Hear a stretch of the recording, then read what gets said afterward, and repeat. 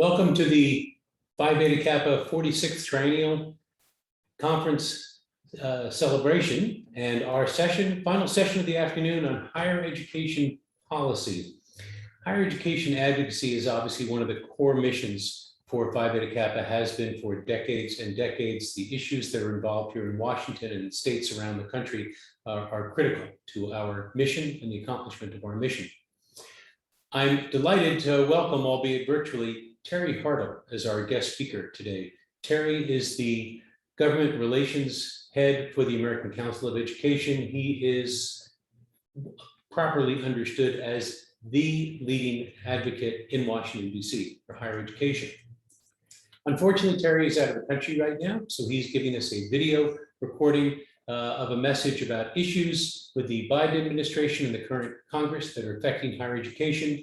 At the end of his session, at the end of his recording, Lynn Pasquarella and I will come back on to make a few comments and then to answer questions you have. So if you have questions during Terry's presentation, please put them in the chat. We'll monitor those and we'll get to as many as possible. I know you'll enjoy listening to Terry. You'll learn a great deal from him. I learn from him every time I hear him. So please, with no further ado, virtually welcome Terry Hartle.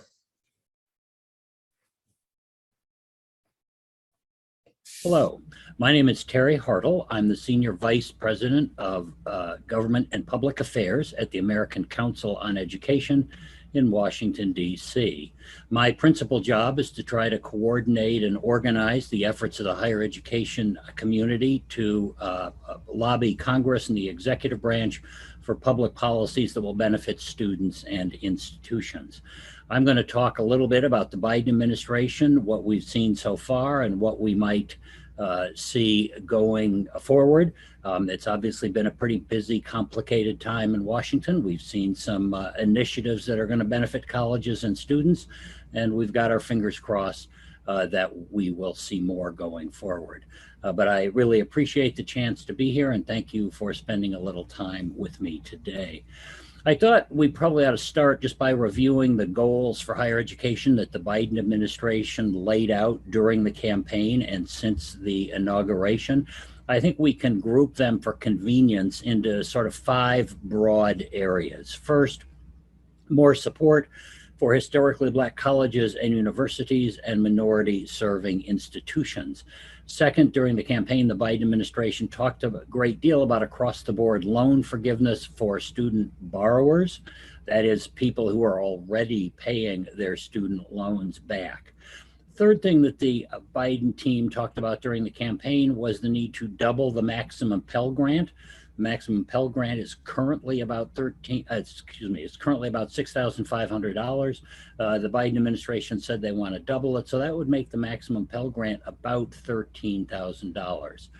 A fourth item on the Biden agenda is free community college. During the campaign, they talked about free public higher education. They've narrowed their vision a little bit. They're now talking about free community college with tuition subsidies for students in the first 2 years at HBCUs and minority-serving institutions.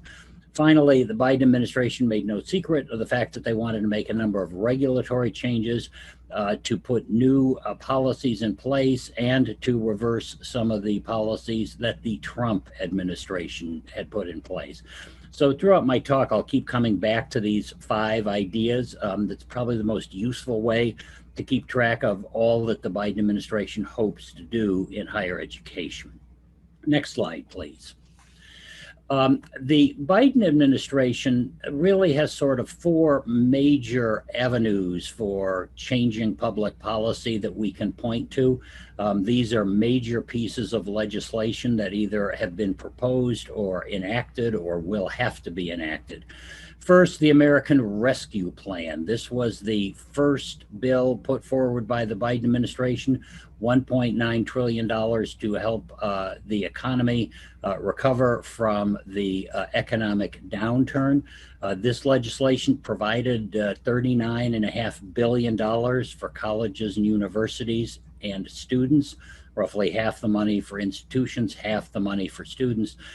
That funding brought to a total roughly of about $77 billion that the federal government had provided to colleges and students since the beginning of the pandemic in March 2020.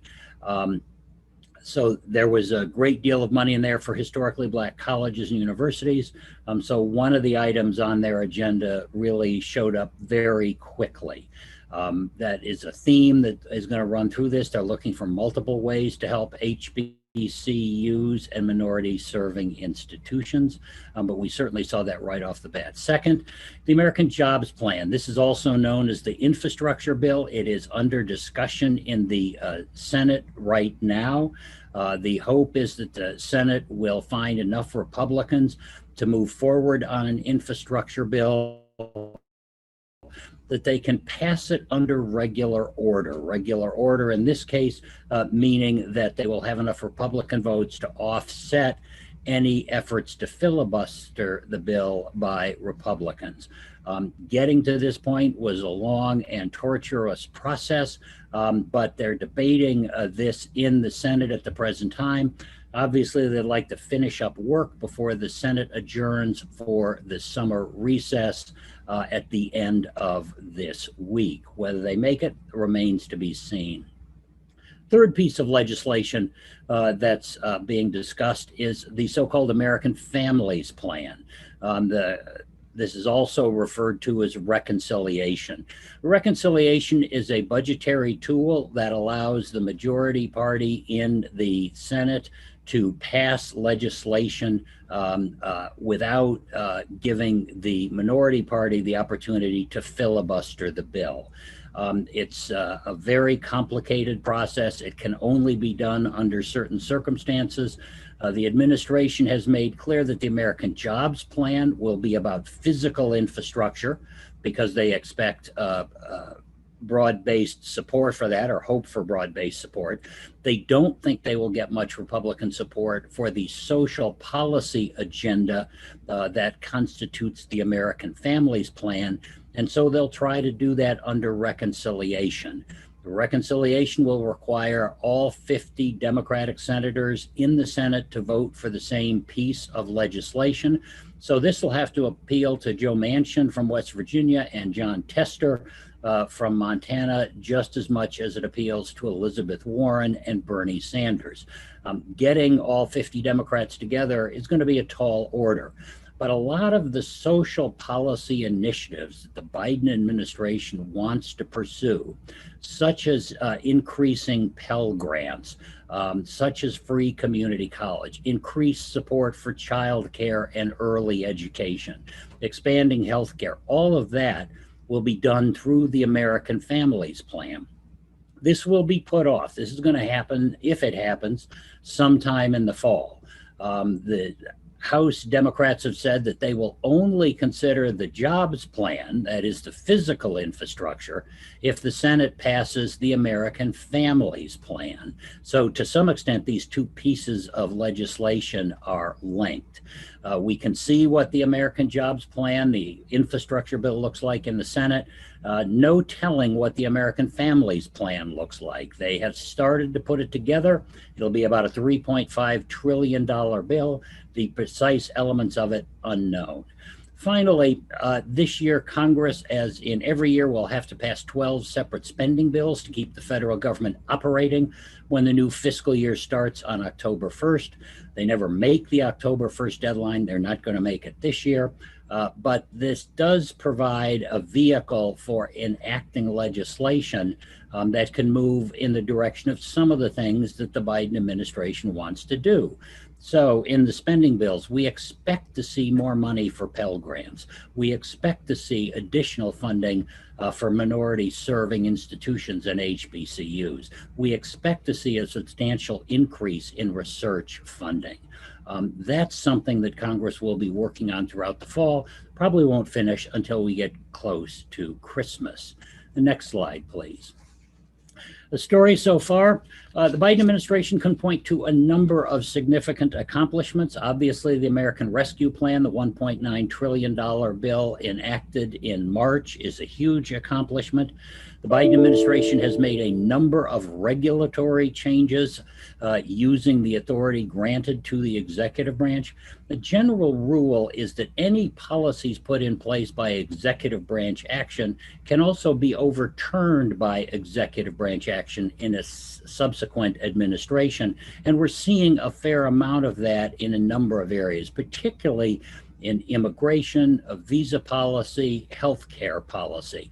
But we've seen some areas in higher education where we have benefited from this as well. The Biden administration restored the DACA program, although the courts have now stepped into that area. The Biden administration repealed the executive order on race and sex stereotyping. And the Biden administration has made some efforts to enhance student loan cancellation for borrowers who've been defrauded by schools, doing all of it through executive branch action. More of that is likely to come. I think on vaccinations, the administration got a lot of shots in people's arms very quickly. They managed to organize that, so it worked quite well. The Biden administration can also cite as an accomplishment the fact that they've got that they've nominated more people for Senate confirmation at this point than any other administration since the Kennedy years. So the Biden administration making great progress in getting people nominated. In terms of disappointments, well, one disappointment is they didn't hit the high target they set for themselves on vaccination. They wanted to get about 70% of the country vaccinated. It's more like 60%. Obviously, that wasn't as far as they wanted to go, and that's now creating some challenges with the Delta variant circulating. As I mentioned, the Biden administration has gotten a lot of people nominated. They haven't gotten a lot of people confirmed. Indeed, the Biden administration at this point has fewer people confirmed than any administration in history since the Kennedy administration. So they're getting people nominated, but they can't get the Senate to confirm them in a timely fashion. Department of Education, to use one notable example, has 17 presidentially nominated and Senate confirmed positions. Only 2 of those have been filled. So they've got people waiting for Senate confirmation, but they're just not getting them in place. This is important because those are the people who run the agencies. Those are the people who work the regulatory agenda. So ultimately, getting things done through the executive branch requires you to have your people in place, and they're not there yet. Finally, I think it's quite fair to say that the infrastructure proposal has been much slower than the Biden administration wanted. It's gotten tied up with the reconciliation proposal, the American Families Plan, and things are not coming together through the legislative process as fast as they wanted. The good news is that they are making progress through the legislative process, both with the American Rescue Plan, and now we're seeing some progress on the infrastructure bill, but it's not as fast as they wanted. This is important because any new administration has a certain amount of time where there's a honeymoon and they can hope to get things accomplished. The closer you get to the midterm elections, the harder it is to get legislation enacted, particularly as will be the case in 2022, if the minority party believes they have a chance to make good gains in the number of seats they hold in the House and Senate. Next slide, please. Next 60 days, a couple of things just for you to be aware of. First, the next 30 days are going to be pretty quiet because the House is on recess and the Senate will go on recess at the end of this week. They will not come back until after Labor Day. So the next 30 days are going to be pretty quiet on Capitol Hill. After that, Congress comes back. They'll have a pretty full agenda for the fall. What's likely to be on it? Well, the infrastructure proposal will be on it. And of course, as I mentioned earlier, reconciliation might be on that as well. Best case scenario now is that the Senate will pass the infrastructure bill before leaving town and send it over to the House for consideration. What the House does, given Speaker Pelosi's comment that she won't consider the infrastructure bill without reconciliation, will remain to be seen. Second thing that you're going to be hearing about, I suspect, when Congress comes back into session, is legislation dealing with China and national security. The Biden administration, very much like the Trump administration, believes that China is a serious economic and national security threat, and they are intent upon tightening America's relationship with China. The Senate has passed a massive piece of legislation, 2,600 pages, called the U.S. Innovation and Competition Act, that is designed fundamentally to do two things. First, it's designed to put more money into scientific research to help us compete with China.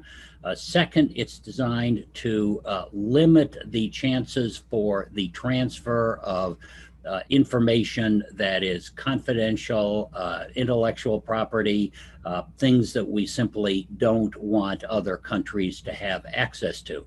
Widespread feeling that China, among others, has engaged in a great deal of theft of intellectual property, and Congress is trying to stop this. The House has not yet taken up this legislation. It's not entirely clear how they will take it up.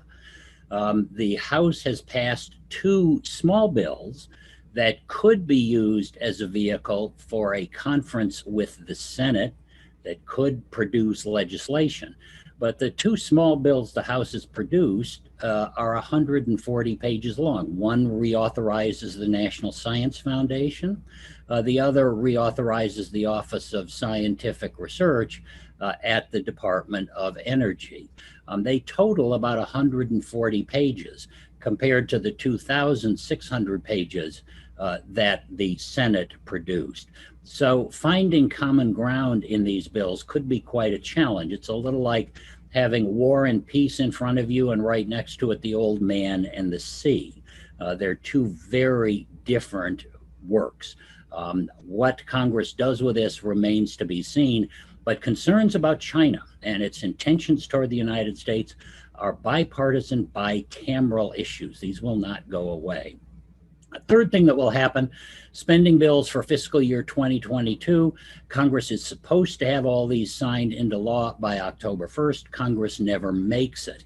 The House is working very diligently this week to try and pass a number of these spending bills before the August recess.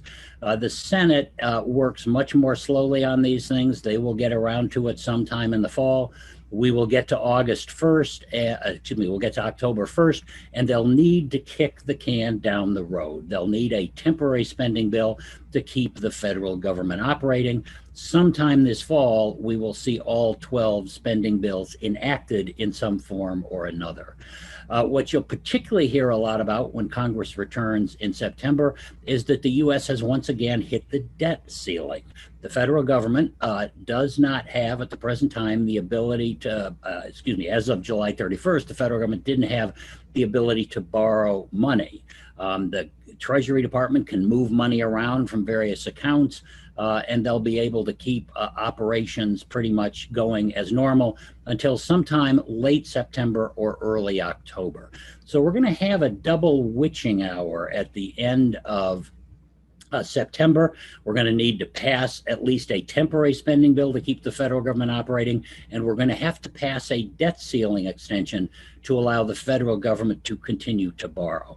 When these two things come together, it tends to be a very complex moment of political gamesmanship and risk-taking. How Congress will react to this remains to be seen. Obviously, not passing a debt ceiling extension could have very dire consequences.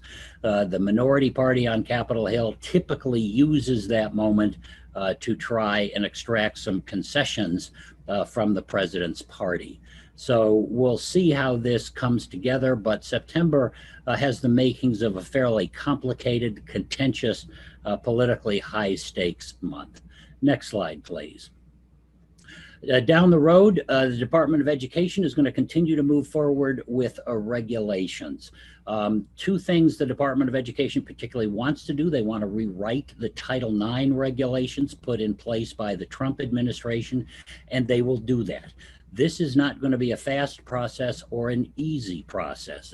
Those regulations, Title IX, most complex, controversial regulations in the history of the Department of Education, will probably take them a couple of years to rewrite. In the meantime, the Trump Title IX regulations are in place. The department has confirmed that they will be enforcing the Trump Title IX regulations, even as the department has made clear that they don't like the Trump Title IX regulations. Second, the Biden administration is going to make a number of changes in student aid policy. The changes that they're talking about now are largely regulatory in nature, so they have to go through a fully drawn regulatory process. This too is going to take a couple of years. The inability to get their key people confirmed in the Department of Education is slowing both of these processes down.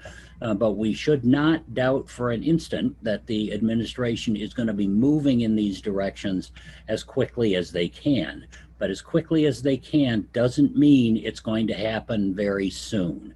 I think it'll probably be 2 years, maybe the summer of 2023 at the earliest, before we see either new Title IX regulations or new student aid regulations.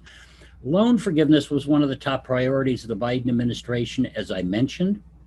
It is still hanging out there, but not much has happened in this direction outside of some important regulatory steps taken by the Department of Education.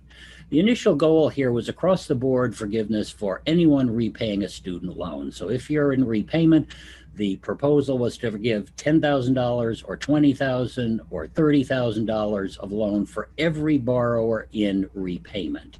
What the Department of Education has begun to do is to try and fix some of the student loan repayment options, some of the deferrals and cancellations that are already on the books, but that have not been working well. This is a very targeted approach. It is not an across-the-board loan forgiveness. Example, public service loan forgiveness, a program that's been on the books for about 7 years. Only about 2% of people applying for public service loan forgiveness actually receive it. That's because the statute is complex and the regulations implementing that program are even more complicated. Biden administration is going to try to fix that to make the existing cancellation and forgiveness programs functional. But across the board, loan forgiveness is a much bigger matter. One of the issues here is whether or not the Biden administration can do this on its own, or whether or not it needs Congress to approve it. The Biden administration, like the Trump administration and like the Obama administration, has so far maintained that they don't have the authority to do across-the-board loan forgiveness.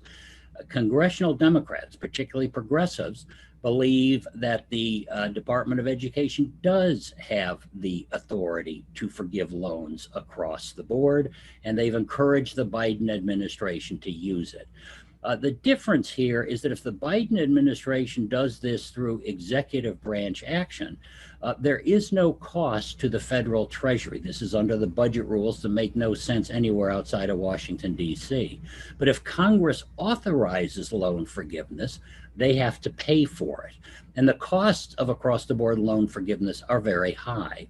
Forgiving $10,000 in debt for every borrower is roughly $350 billion right away. It's a one-year expenditure of $350 billion that Congress might want to spend that money on other stuff. Of all the things in the Biden agenda, loan forgiveness is currently getting the least discussion outside of the efforts to straighten out and fix the existing programs to help some borrowers. Free college and double Pell, these are both talked about quite a bit. I think it very likely that in the reconciliation package, that's the American Families Plan, we will see movement in the direction of free college and doubling the Pell Grant program. What we're going to end up with, I believe, in terms of Pell Grants is a proposal for a substantial increase, but no timetable or no roadmap to actually get to doubling the maximum award. Obviously, they promised to double it. We want them to double it, but any increase in the maximum award is a good news for low and lower middle income students. Free college, likely to be controversial, even among some Democrats who aren't sure this is the right way to go. If they do this, they will do it under the reconciliation process, and they'll need all 50 Democrats to line up in support of it. So I think that one could prove challenging for them. Another issue the Department of Education is going to have to contend with that hasn't gotten much attention is the start of student loan repayment. In March 2020, the Congress approved and President Trump signed into law legislation granting a moratorium on student loan repayments and default collections for any borrower who wanted them. So if you were paying a student loan, you lost a job, couldn't repay your student loan, the federal government gave you a moratorium. They wouldn't charge interest. You wouldn't have to pay back your loans. If you had defaulted on a student loan, the federal government would not pursue default actions against you. That was always, of course, designed to be temporary. It was extended through January 2021. The Biden administration kicked it out to the end of September 2021. So the start of the new fiscal year should mark the start of student loan repayment again. About 20 million Americans took advantage of this moratorium. So it's a large number of people who are affected. We're now in August. The Department of Education has not yet announced their intentions. It's not clear if the department plans to start student loan repayment again on October 1st, or if, as is their option, they will extend the student loan moratorium further. The challenge here is that the Department of Education doesn't collect loans itself. They rely on servicers. Student loan repayers deal with servicers. The servicers are going to have to tell the student loan borrowers what the federal government has done. And we've made no effort to inform the servicers, let alone the students, what the federal government's policies and practices will be come October 1st. Now, this could, if they decide to go ahead on October 1st, could be quite a train crash because there are an awful lot of people who are affected, and there are a lot of servicing agencies that have no instruction, no guidance in terms of what they should be telling borrowers now. So watch that space as we go forward. I expect fairly soon the administration will announce what their intentions are about this restarting of student loan payment, the end of the moratorium. I am frankly surprised they have not indicated what they intend to do at this point. Final slide, please. Back to the Biden administration goals. Where are we? Where are we likely to go?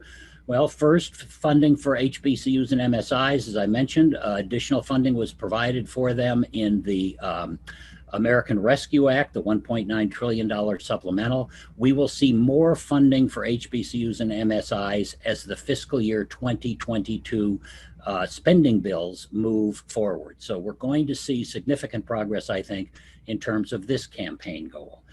Loan forgiveness, as I mentioned, this is a complicated issue because it can be very expensive, and it's not clear that the Biden administration has or wants to use the authority to cancel loans unilaterally. We will see some progress in loan forgiveness because an awful lot of regulations, a lot of existing programs are going to be made to function better, but that's not the same thing as across the board benefits to everyone, and putting regulatory changes in place is slow. Doubling Pell, there is clearly interest in increasing the maximum Pell Grant. We're going to see some of that in the fiscal year 2022 spending bills. It's quite possible we will see some of this in the American Families Act, the so-called reconciliation proposal.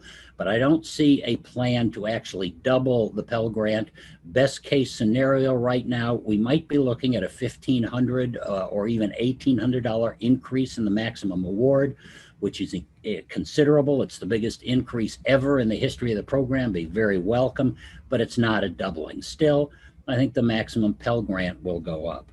A free community college, maybe. This does not have unanimous support on the Democratic side. It's a complex piece of legislation to draft because the goal here is to force states to fund public higher education. States don't like being forced to fund anything in federal law. So this is going to be a hard piece of legislation to draft. There will be some controversy about it within the higher education community because four-year public institutions and private institutions will worry about their competitive position if all of a sudden community college were to be free. So this is complex, politically controversial. It's not terribly expensive as these things go. It's about $150 billion over 10 years to provide free community college. Compare that to $350 billion in 1 year for $10,000 in loan forgiveness. Finally, regulatory changes are coming. This is not necessarily the most visible or sexy part of federal policy making, but at the end of the day, a lot of regulatory changes can add up to very big changes in direction for the federal government. We will be seeing this over the next 3 years of the Biden administration, regardless of what else happens on Capitol Hill. So some very good progress toward meeting the goals of the Biden administration, some areas of considerable uncertainty. I suspect, frankly, it'll be another year before we have a good idea about how things stand and what progress overall the Biden administration has made. Thanks very much for letting me spend a little time with you here today. I really appreciate it. I'm not going to be able to be with you for the Q&A session. I'm sure that Fred and Lynn will offer some very valuable insights about how they see the public policy arena. If any of you would like to ask questions or engage in a dialogue, seek clarification, I'd be happy to do that if you would just shoot me an email note.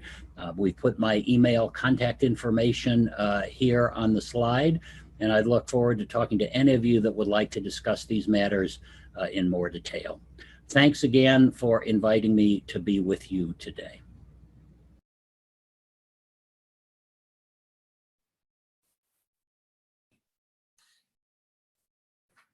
I'm sure you all found that valuable, particularly for folks who don't live with these issues day to day in Washington.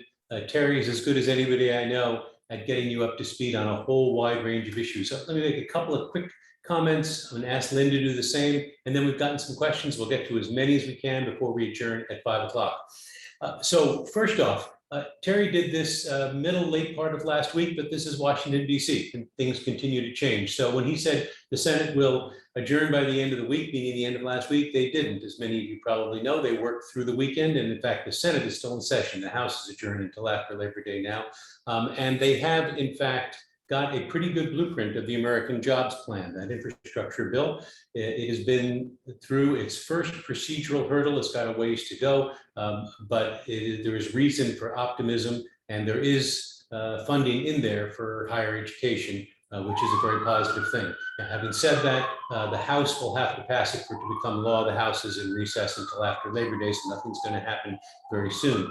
One of the questions that we did get during Terry's talk was, when would faculty members see this? If this bill passes, when would you know that, when would it make a difference? So I would say a couple of things, three, I guess. One is a lot of this will go to infrastructure on campus. So particularly schools that have been really pressed to the limits of what they can do in terms of broadband access and the like. There will be funding for schools for infrastructure.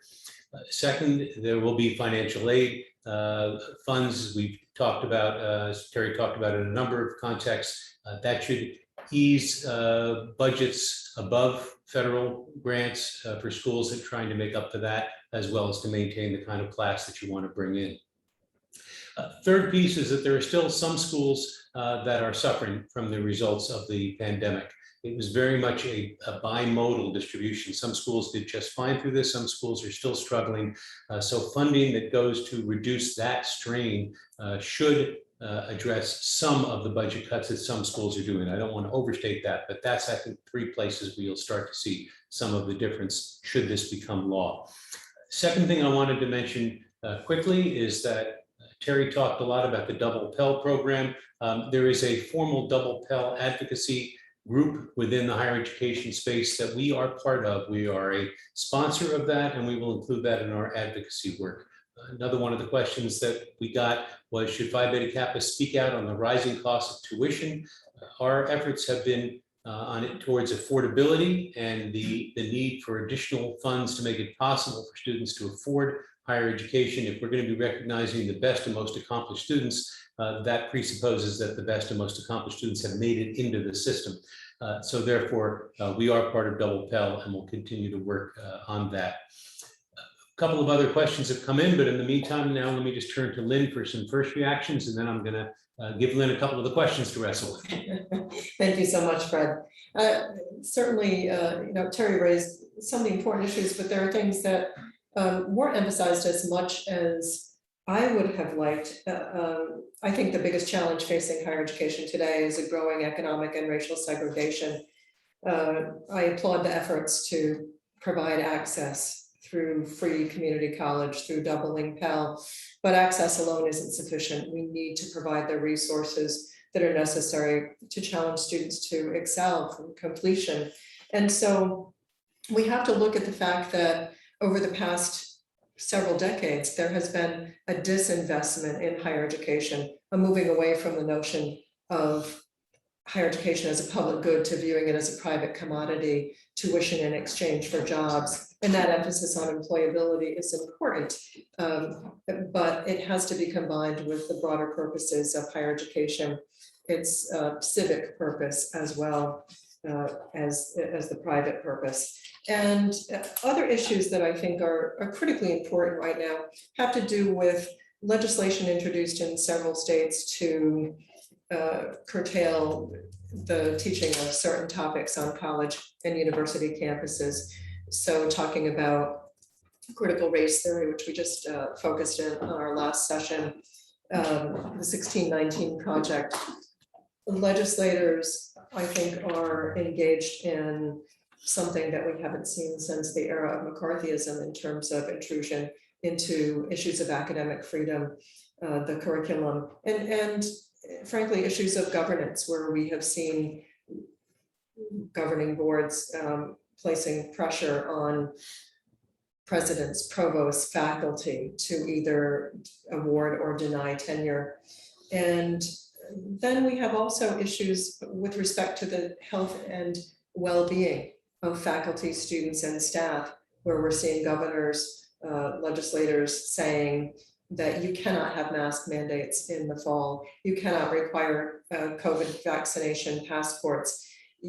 And so I think we need to pay attention to this as a society that is committed to advancing the free exchange of ideas, generating knowledge, and promoting academic excellence.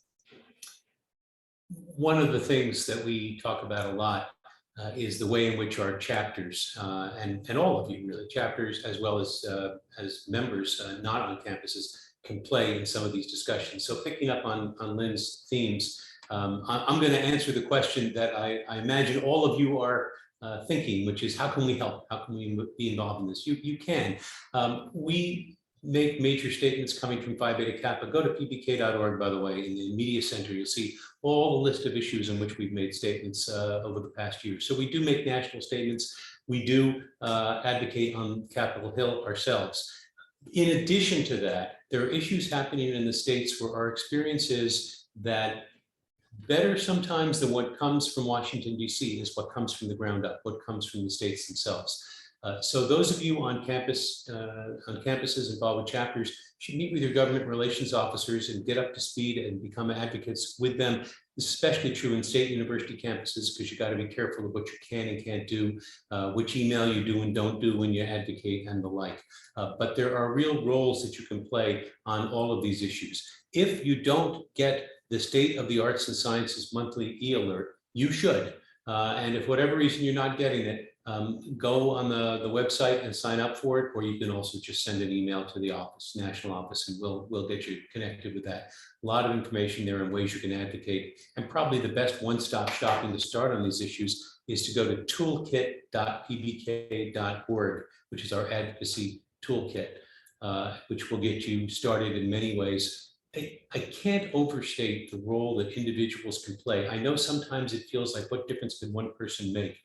It turns out, particularly in state legislatures, if you have a surprisingly small number of contacts, emails, texts, phone calls, letters that are different, that don't look like they're cookie cutter mass-produced things, but that come from people who can write cogent, serious arguments, which Phi Beta Kappa members disproportionately can. It's a big advantage that we have.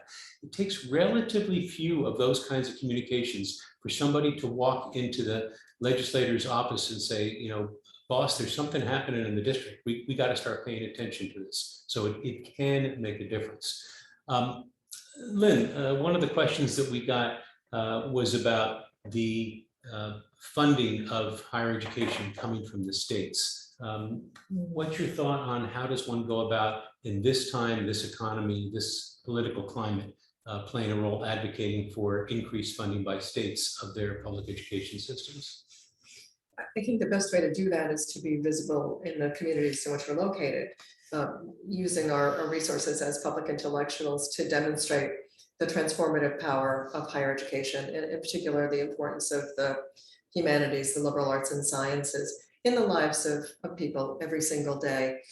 When I talk to legislators, they say that the best thing you can do for me in making the case for higher education is to give me examples, show me how you're making a difference in your communities with my constituents. And it does make a difference. So I think that's one thing that we have to do. There is prevailing national rhetoric that is calling into question the value of higher education in general, liberal education in particular. We can redress that. We can reshape the narrative in ways that make it ascendant by demonstrating the good work that's taking place on our campuses, in our communities, through our associations every day. We got one question from somebody who's obviously been eavesdropping on what I worry about most in my own head, which is that a lot of government funding, state and particularly federal, winds up being in the STEM area. And this is not that there shouldn't be funding for STEM, but sometimes there's underfunding in the liberal arts and sciences. So I would augment what Lynn just said about the importance that we can play in making the case for how liberal arts and sciences education is essential in all the ways that we always argue it is, for a meaningful life, a productive life, for our students going out and graduating as problem solvers, as careful communicators, as careful researchers, as people who are able to take on complex issues and resolve them. So in all those ways, making the case for supporting liberal arts and science education, in addition to the funding for STEM and the like. Again, I think that work can be done from Washington. It can also be done from the local area. Yeah, and nowhere was this illustrated more clearly than in the events that happened last year with COVID-19, this moment of racial reckoning, the financial crisis, because it didn't matter how much technical training, medical expertise physicians and other healthcare providers had when they had to make decisions about who was going to be allocated the last ventilator, whether to hold the hand of a dying patient because that person couldn't be in contact with family because of hospital orders, and how to deal with the fact of the disparately negative impact on COVID-19 on communities of color. And so this is the importance of the arts and sciences. And even within the most practical aspects of the COVID crisis, one of the things I wrote about in my most recent secretary's column in the Key Reporter that I hope you've had a chance to look at, is that basic science played an enormous role in what turned out to be the vaccine. So for all the discussion about how quickly the vaccine was developed, and of course it was brought to market with extreme speed in a way that has saved countless lives, but it didn't start from zero. It was building on basic research. So it would be a terrible mistake for the lesson now to be that we should continue to fund applied work and applied work only, because it built on a lot of the work that itself was basic science. There is there are a few more questions that we haven't been able to get to. I'm going to try to pick these up off the chat and write to some of you personally. So watch your emails. I can't promise I'll do it today. There's a lot going on during the triennial, but in the next couple of days, our advocacy work is a very important piece of what we do. We are in an interesting position, Phi Beta Kappa, with partners within the higher education space like the American Council of Education, where Terry works, but also as charter members of the National Humanities Alliance, and we've been integrally involved in public support for public-facing humanities. So this gives us an interesting place to be able to advocate and lobby on both fronts. We'll continue to do that. Watch our writings and our website for more information about how you can be involved. Thanks in advance for being partners in that and taking part in that. I hope that you have a good break now of a couple of hours, and then please make sure to join us at 7 o'clock for tonight, what I know is going to be an outstanding event with our two Phi Beta Kappa Triennial Award winners, Vietan Nguyen and Annette Gordon-Reed will be in conversation with Kevin Young of the African American History and Culture Museum. It promises to be a spectacular evening. See you in a couple hours.